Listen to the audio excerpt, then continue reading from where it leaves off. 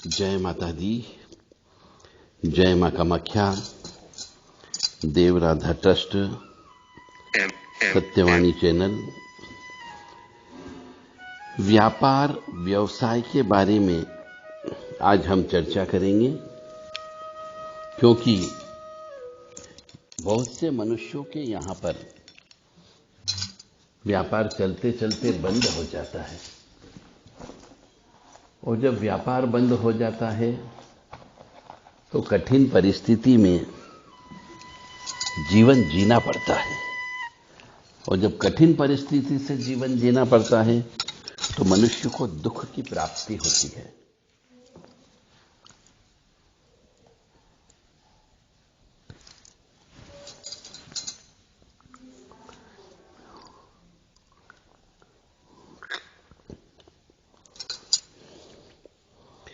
कई बार देखा गया है कि किसी व्यापारी का कारोबार चलते चलते बंद हो जाता है, उसे ऐसे बहुत से संकेत भी मिलते हैं जिससे पता लगता है कि उनका कारोबार बांध दिया गया है।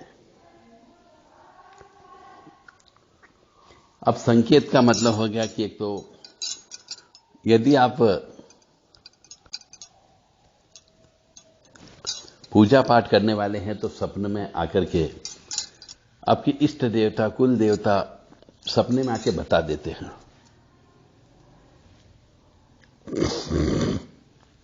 या फिर कोई न कोई तंत्रात्मक वस्तु दुकान से, व्यवसाय से मिल जाती है। कभी कोई पुतली मिल जाती है, कोई हड्डी मिल जाती है, कोई सिंदूर लगा हुआ सामान मिल जाता है। इससे पता चल जाता है कि आपके व्यवसाय को बांध दिया गया है।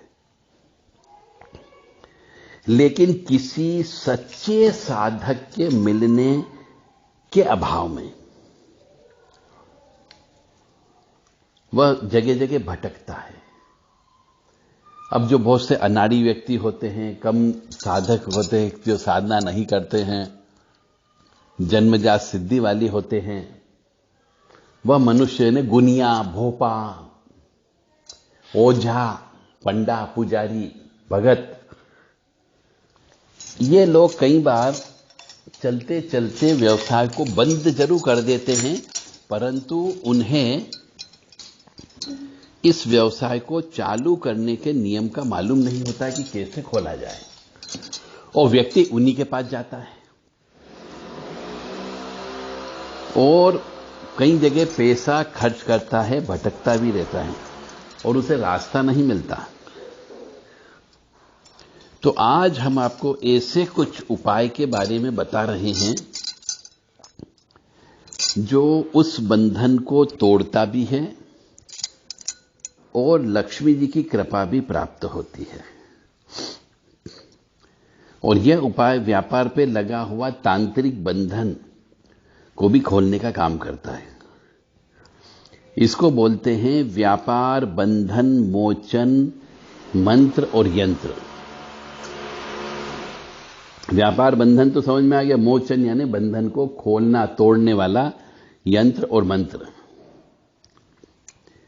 इस यंत्र को पहले सिद्ध करना पड़ता है, और अधिकांशतः ये यंत्र और मंत्र जो सिद्ध किए जाते हैं सूर्य ग्रहण, चंद्र ग्रहण, होली, दीपावली यानी कि काल रात्रि, महारात्रि, मोहरात्रि और दारुण रात्रि, इन 4 रात्रि में सिद्ध किया जाता है, और चंद्र ग्रहण और सूर्य ग्रहण के समय पे सिद्ध करते हैं। सिद्ध करने के बाद में ये यंत्र और मंत्र काम करने लगता है। जिस किसी को भी लगता है कि उसके व्यापार का बंधन किया हुआ है, तो वह 21,000 रुपए दक्षिणा के साथ मिल करके अपना व्यापार का बंधन कटवा सकता है और यह यंत्र और मंत्र को प्राप्त कर सकता है।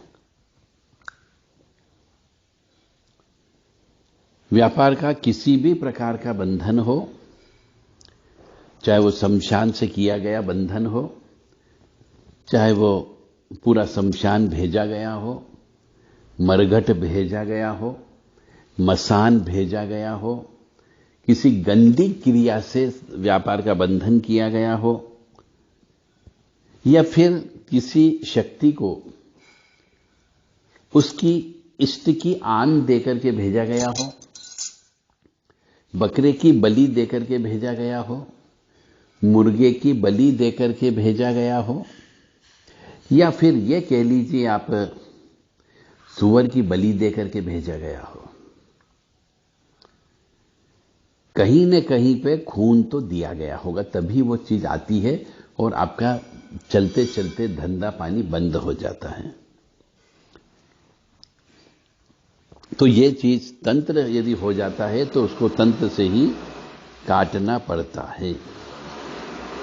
बंधन मोचन यंत्र बनाने के पहले एक गोल घेरा बनाना पड़ता है। उसका एक तरीका है, वो तरीका हम आपको बताएंगे। ऐसे तो हम ये बना करके ही देते हैं, इसलिए आपको तरीके से कोई मतलब नहीं है। और महालक्ष्मी जी के ओम श्रीम श्रीय नमः इस बीज मंत्र का जप करना पड़ता है 5 माला रोज, ये मंत्र यंत्र लगाने के बाद। अब नॉर्मली जब इस प्रकार की कोई क्रिया हो जाती है, व्यापार का बंधन हो जाता है, तंत्रात्मक बंधन हो जाता है, कोई बलि देकर के कोई चीज भेज दी जाती है, तो इस दुकान पे ग्राहक को नहीं आने देती है। और यदि कोई व्यक्ति दुकान चढ़ करके आ भी गया तो वो झगड़ा करके चला जाएगा, उल्टा नुकसान कर जाएगा। पहली बात तो आपको दुकान जाने का मन ही नहीं करेगा, ये सिम्टम है। ग्राहक का आना लेकिन सामान लेकर के नहीं जाना, ऐसा भी होता है। आपकी दुकान बहुत अच्छी है पर कोई ग्राहक आएगा ही नहीं, और यदि आ गया तो देख दाख के आपकी मेहनत करा के सामान लेके नहीं जाएगा, तो आपको क्रोध की उत्पत्ति होगी और उस व्यक्ति से आप लड़ लोगे। ये भी तंत्र विद्या का काम होता है। कर्जा बढ़ते जाता है क्योंकि दुकानदारी चलना बंद हो जाती है, तो ब्याज पर ब्याज लगने लगता है, और घर खर्च और दुकान खर्च के लिए पैसा उधार लेने जाते हैं तो कर्जा बढ़ते जाता है। कार्यस्थल पर बैठने से ही उबासी आना प्रारंभ हो जाती है। यदि किसी मनुष्य को अपनी गद्दी पर बैठने के बाद में भयंकर उबासी आए, हर 2-2 मिनट में उबासी आए, तो समझ जाना चाहिए उसके ऊपर नकारात्मक ऊर्जा लगी हुई है, कोई शमशान की चीज लगी हुई है। दुकानदारी कर रहे हैं, उसमें अस्त व्यस्त सामान रखा हुआ है, गंदगी पड़ी हुई है, साफ सफाई नहीं कर रहे हैं, कपड़े पड़े हैं तो वो उल्टे सीधे कपड़े पड़े हैं, कोई नया काम शुरू नहीं कर पा रहे हैं, जिसको पैसा दिया वो पैसा डूब गया है, हमने पैसा लिया वो तगाजा करते जा रहे हैं, पर जिसने हमसे पैसा लेके रखा वो पैसा दे नहीं रहा है, ग्राहकों से बार बार झगड़ा हो जाता हो, हम दूसरे दुकानदार के मुकाबले कम रेट पर अच्छा सामान दे रहे हैं फिर भी ग्राहक नहीं आ रहे हो, दुकान के कर्मचारी छोड़ करके यदि चले जाते हो, नहीं रुकते हो, यदि ऐसी घटना हो रही है, ये उसके सिम्टम हैं कि आपके यहां पर कुछ न कुछ तंत्रात्मक कार्य हो चुका है। आपके व्यापार का बंधन हो गया है, आपका बंधन हो गया है, लक्ष्मी का बंधन हो गया है। इसको तोड़ने के लिए जैसा कि मैंने आपको बताया है कि आपको व्यापार बंधन मोचन यंत्र को अब लेना चाहिए, लगाना चाहिए, और उसके बाद में तंत्रात्मक क्रियाओं के माध्यम से व्यापार व्यवसाय का बंधन काटवाना चाहिए। अब आप कहेंगे साहब मैं तो बहुत नुकसान में चला गया, मेरे पास पैसे ही नहीं है आपको देने के लिए, आपको बुलाने के लिए भी पैसे नहीं हैं, जब मैं कमाऊंगा तब दे दूंगा, अभी तो आप लगा दो अपनी तरफ से। तो ऐसा काम नहीं होता है। हमारे यहां पे बहुत से व्यक्ति इस प्रकार का फोन करते हैं कि साहब हम बर्बाद हो गए हैं, 10 साल हो गए, कोई 5 साल बोलता है, हमारी सोना चांदी सब बिक गई है, घर का मकान बिक गया है, हम किराए के मकान में रहने के लिए आगे पैसे उधार लेकर के जैसे तैसे घर कर चला रहे हैं, जिंदा हैं, आत्महत्या करने की इच्छा होती है, दुकानदारी नहीं चल रही है, तो अभी आप लगा दो, हम मेहनत करेंगे, जब प्रॉफिट होने लगेगा तब आपको पैसे दे देंगे। तो ऐसा कहीं पर भी नहीं होता है, क्योंकि ट्रेन वाले से भी आप बोल दो, टिकट वाले से कि साहब मैं जब कमाऊंगा तब आपको पैसे दूंगा, तो ऑटो वाला भी नहीं मानेगा, न बस वाला मानेगा, न ट्रेन वाला मानेगा, न होटल वाला मानेगा। पैसे तो उसी वक्त देना पड़ते हैं, और पूजा पाठ के काम में तो एडवांस में पैसे देना पड़ते हैं।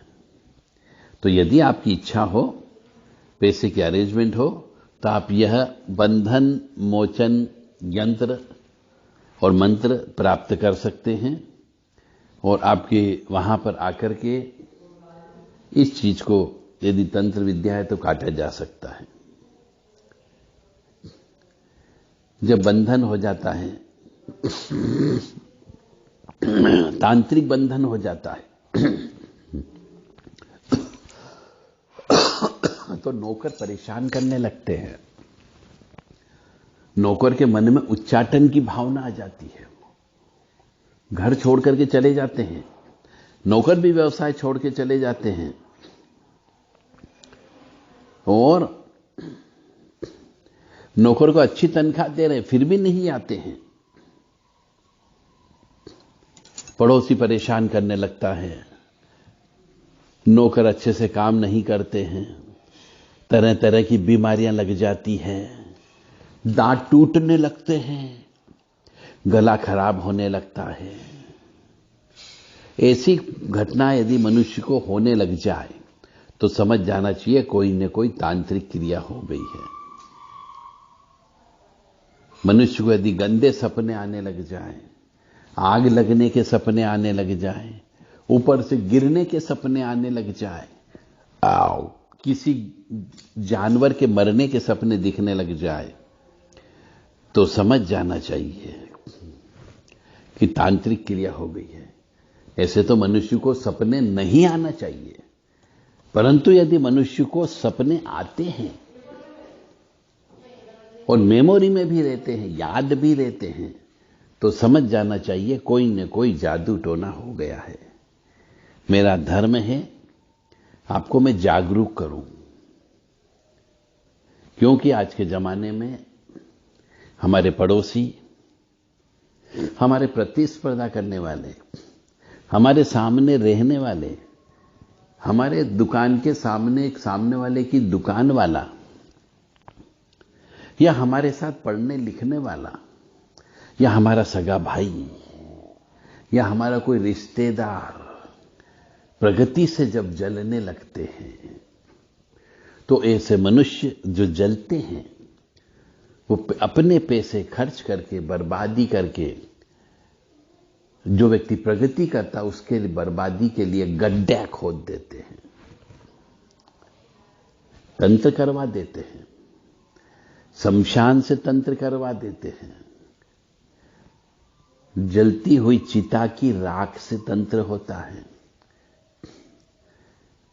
जो शव को बांध करके हम लेकर के जाते हैं बांस के ऊपर, उस बांस से तंत्र होता है, जो कफन किसी डेड बॉडी के ऊपर चढ़ाया जाता है उस कफन से तंत्र होता है, शव के ऊपर पड़ा हुआ फूल पुष्प उससे तंत्र होता है, शमशान में पड़ी हुई धूल मिट्टी या शमशान की राख से, शमशान के परिसर में रहने वाली पड़ी हुई मिट्टी से तंत्र होता है। और शमशान के अंदर यदि कोई कुआं हो, शमशान के अंदर यदि कोई हैंडपंप हो, उस पानी से भी तंत्र विद्या होती है। शमशान के अंदर जिस लाल 2 रंगे, तिरंगे, पचरंगे, कलावा, मोली लाल धागा होता है जिससे शव को बांध करके ले जाया जाता है, उससे भी तंत्र विद्या होती है। मनुष्य के उल्टे पैर की धूल और सीधे पैर की धूल से भी तंत्र विद्या होती है। शव के ऊपर पड़ा हुआ कोई सिक्का, शव के ऊपर पड़ा हुआ कोई मखाना, उससे भी तंत्र विद्या होती है। मेरा धर्म है आपको ज्ञान देना कि आप समझो कि आपकी बर्बादी नहीं होना चाहिए। और यदि आप इस प्रकार की परिस्थिति में उलझ गए हैं तो उससे बाहर निकलिए, अन्यथा आपके मृत्यु के अलावा दूसरा कोई रास्ता नहीं होगा। क्योंकि आपकी जिंदगी तो बर्बाद होगी ही होगी, आपके साथ साथ आपके बच्चों की भी जिंदगी बर्बाद होगी, और उस वजह से आपका पूरा परिवार तहस नहस और छिन्न भिन्न हो जाएगा। मेरा धर्म है कि आपको इस प्रकार के कष्ट से मैं बचा पाऊं। तो यदि जो व्यक्ति मेरी इस आवाज को सुन रहा है, व्यवसाय चलते चलते बंद हो गया हो, तो बिन आंख बंद करके आप ये मान करके चलें कि ग्रह नक्षत्रों के दोष के साथ साथ तंत्र विद्या अवश्य हो गई है। मानो या न मानो, नहीं मानोगे तो कष्ट भुगतने के लिए तैयार रहिए, और मानोगे तो कष्ट शायद आपके पुण्य कर्मों की वजह से कम हो सकते हैं। फिर आप कहोगे कि साहब मैं तो रोज दान देता था, मेरे पास कभी भिखारी खाली हाथ नहीं गया, मैंने कुछ न कुछ अवश्य दिया, फिर भी भगवान ने आज मेरे को ये दुर्दिन क्यों दिखाए? तो किसी मनुष्य के भाग्य में दुर्दिन शब्द लिखा हुआ होता है। यानी चंद्रमा अष्टम भाव का मनुष्य को दुर्दिन अवश्य दिखाता है। तो जिस भी मनुष्य के जन्म पत्रिका में चंद्रमा अष्टम भाव का हो, उसके जीवन में चंद्रमा की दशा में, चंद्रमा की महादशा में, अंतरदशा में दुर्दिन अवश्य देखने को मिलते हैं। यानी कि उसकी जिंदगी में भयंकर उथल पुथल हो जाती है, उसे दुर्दिन कहा जाता है।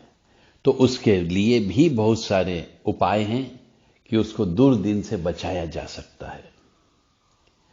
अब यह चीज आपको समझना या नहीं समझना आपके ऊपर निर्भर करता है। यदि आपके पुण्य कर्म होंगे पिछले जन्म के, इस जन्म के, तो निश्चित तौर से आप इसको समझने का प्रयास करोगे, और नहीं समझोगे तो समझ लेना या हमारी आवाज आप तक नहीं पहुंच रही और आप बर्बाद हो रहे हो, और पहुंच भी गई और आप कुछ कर नहीं पा रहे हो, तो भी समझ जाना कि आपने पिछले जन्म में और इस जन्म में कोई अच्छा सत्य कर्म नहीं किया, जिसकी वजह से आपके हाथ पैर बंधे हुए हैं, आपका बंधन है, मस्तिष्क का बंधन है, सोच नहीं पा रहे हैं। जय माता दी, जय मां कामाख्या। यदि किसी मनुष्य को यह बंधन टुड़वाना हो तो देव राधा ट्रस्ट से संपर्क कर सकते हैं। यदि किसी का बंधन हो जाता है व्यवसाय का, तो उसे बटुक भैरव स्तोत्र का पाठ, चौमुखी दीपक लगाना चाहिए सरसों के तेल का, और 27 बार रोजाना पाठ करना चाहिए। बटुक भैरव स्तोत्र किताबों में मिल जाता है, या फिर आपको नेट पर भी सर्च करोगे तो आपको मिल जाएगा। देवराज सेव्यमान पावनादि पंकजम व्याल यज्ञ सुत्तमिंदु शेखरम कृपाकरम नारदादि योगी वृंद वंदितम दिगंबरम काशिका पुराधिनाथ काल भैरम भजे। ये श्लोक है, इसको 27 बार रोजाना पढ़ना चाहिए। मैंने सिर्फ शुरू की 2 लाइन बोली है,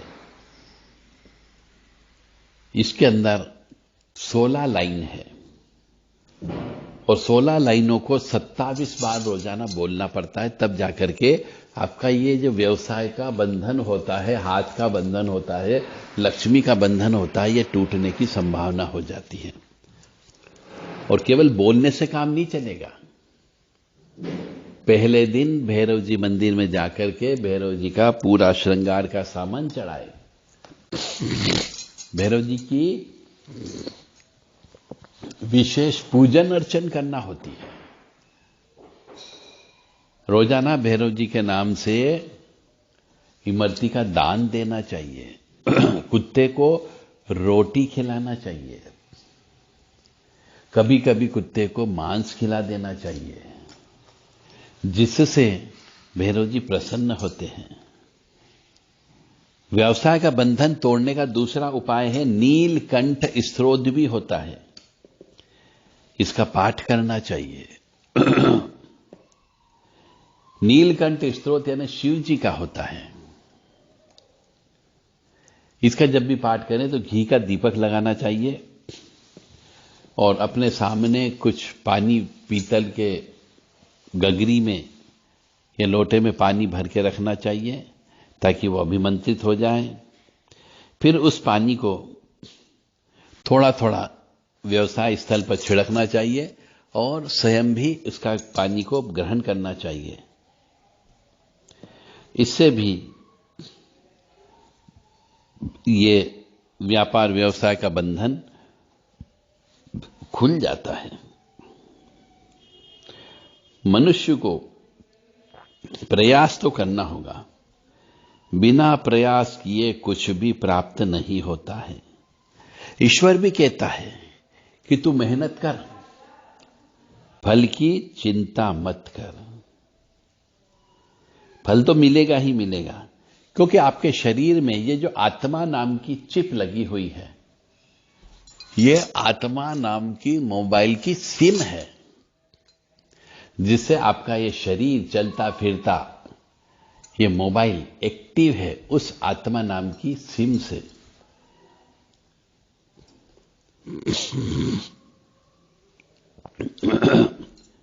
कुत्ते को उड़द के आटे से बनी इमरती खिलाना चाहिए। यदि आप बंधन में आ गए हो तो वो खुल जाता है। और जो नीलकंठ स्तोत्र का पाठ करने पर जो जल अभिमंत्रित होता है, उसका 2 समय दुकान में छिड़के, सामने छिड़के और रोजाना अभिमंत्रित करके रखें।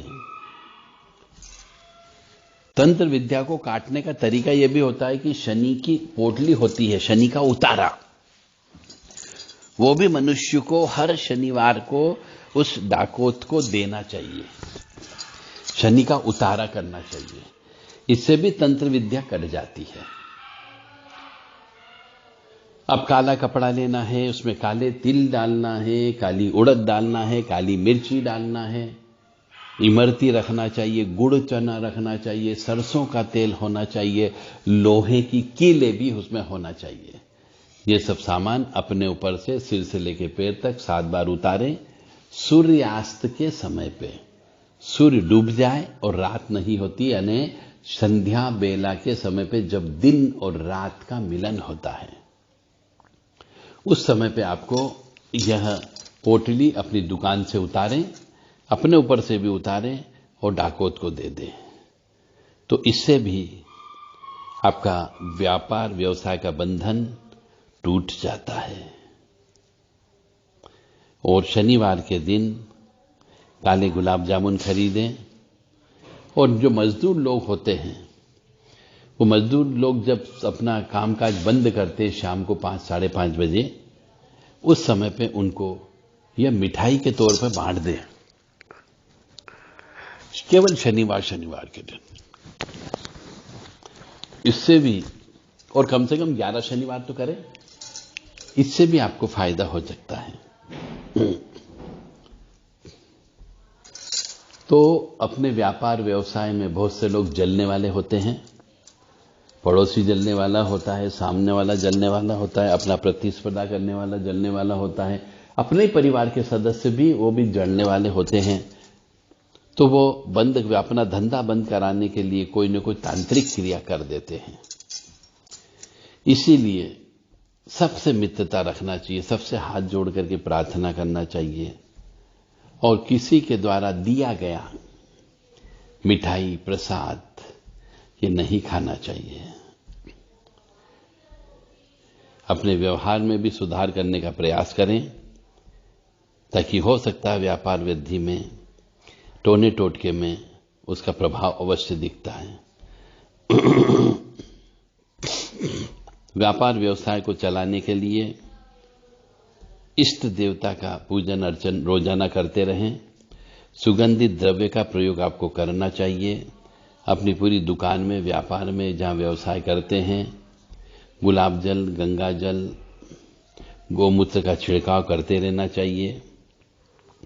ईशान कोण में भगवान का मंदिर होना चाहिए दुकान में या व्यवसाय स्थल पर, और वहां पर कपूर जलाना चाहिए या घी का दीपक जला करके रखना चाहिए, धूप बत्ती जलाना चाहिए, और पितरों की तस्वीरें नहीं लगाना चाहिए। अपने व्यापार स्थल पर किसी मंदिर से पानी वाला नारियल लेकर के आकर के लाल कपड़े में बांधना चाहिए। जो भी आपने देवी देवता की मूर्ति तस्वीर रख रखी है उसके ऊपर पुष्प माला अवश्य चढ़ाते रहना चाहिए, और सरसों के तेल का चौमुखी दीपक रोजाना सूर्यास्त के समय पर किसी पीपल के पेड़ पर नीचे अवश्य लगाना चाहिए।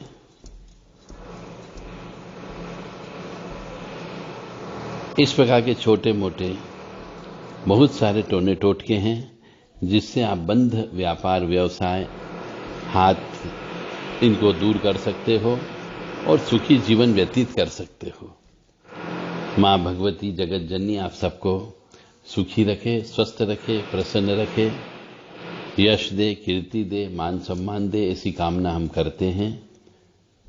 और ईश्वर से प्रार्थना करेंगे कि कभी भी आप सब लोगों का व्यापार का बंधन न हो, व्यवसाय का बंधन न हो, और हाथों का बंधन न हो, लक्ष्मी का बंधन न हो, और कोई तांत्रिक क्रिया आपके ऊपर न हो, ऐसी कामना हम करते हैं।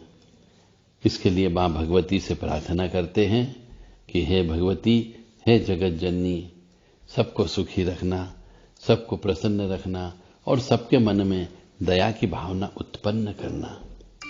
बशर्ते कि मेरा भी आपसे एक ही प्रार्थना है कि आप अपनी कमाई का 5 से 10% हिस्सा, कमाई की बात कर रहा हूं, यदि आप एक दिन में 500 रुपए कमाते हैं तो 50 रुपए आपको दान पुण्य में खर्च करना है। दान पुण्य का मतलब हो गया हवन करने में लगाना है, किसी मंदिर में प्रसाद चढ़ा करके बांटना है, कन्याओं को मीठा भोजन कराना है, किसी गरीब व्यक्ति को कंबल दान करना है, कोई भिखारी है उसे शर्ट धोती दे सकते हो, टॉवेल उसको आप दे सकते हो, कपड़ा दान करना है।